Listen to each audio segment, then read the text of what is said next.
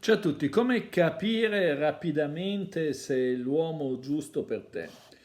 Allora, intanto diciamo, primo punto per capire se non è l'uomo giusto è se tu sei innamorata, come dire, se tu sei innamorata follemente che non ragioni, sai che non è l'uomo giusto. Quindi quello è un primo punto, diciamo, da prendere in considerazione, ovviamente, è fondamentale. Poi, come capire se è l'uomo giusto per te? Allora, intanto devi definire in ambito sentimentale affettivo un tuo obiettivo. Non puoi, perché se non sappiamo dove vogliamo andare, non abbiamo possibilità di arrivare da nessuna parte, insomma, interessante. Nessun vento è favorevole per il marinaio che non sa dove andare, diceva Seneca. Io dico che tutti i venti possono essere favorevoli per il marinaio che sa dove andare. Quindi devi definire un obiettivo in ambito sentimentale affettivo. Che cosa vuoi in ambito sentimentale affettivo?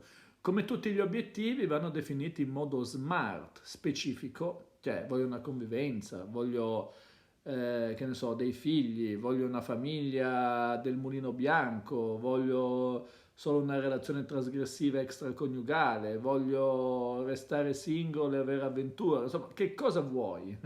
Specifico, misurabile, devi capire, insomma, misurare, avere la possibilità di darti degli indicatori per capire se ti avvicini, se ti allontani. Specifico, misurabile, accessibile, realistico e temporalmente collocato. Accessibile e realistico vuol dire se ti vuoi dire io voglio solo Brad Pitt, ma anche se vuoi esplicitamente una persona, potrebbe non essere realistico se quella è per dire c'è altre situazioni, altre cose, quindi realistico è quello, e poi temporalmente collocato vuol dire che devi anche darti dei tempi. Se sei donna e vuoi avere dei figli, ci sono delle scadenze biologiche, insomma, dei tempi devi darteli.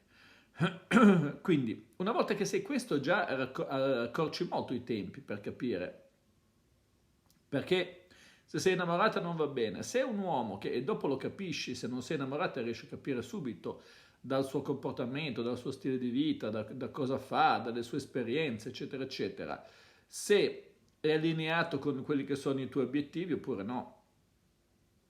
Ovviamente bisogna capire quali sono i suoi valori. I valori rispondono alla domanda a che cosa per me è importante. Quindi è importante cercare di capire il valore di una persona, cercare di capire che cosa crede. Uno potrebbe credere che, diciamo, come dire, le donne sono tutte e quindi nessuna vale la pena e vuole stare da solo.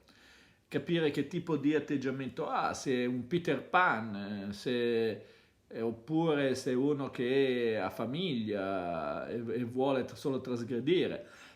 Insomma, capire quali sono le sue emozioni compresse, se ha rabbia compressa, se non ha rabbia compressa, insomma, se ha rabbia compressa non va bene, sono persone che per costruire una relazione stabile non vanno bene, poi dipende se tu vuoi una relazione stabile ovviamente. Quindi comunque definire valori, credenze e i filtri con i quali vede il mondo fondamentalmente. Sono utili, indicatori utili per capire se può essere o meno la persona giusta.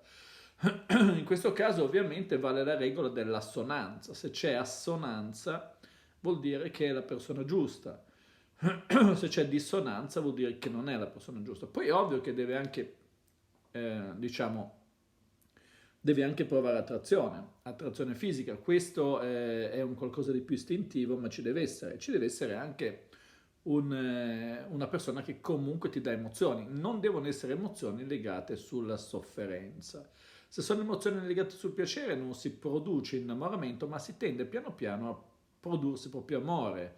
Amore nel senso nel desiderare il bene dell'altra persona e anche il bene di noi stessi, quindi creare questa terza identità che è l'identità di coppia. Ecco, queste sono le regole fondamentali per capire rapidamente se può essere l'uomo giusto per te.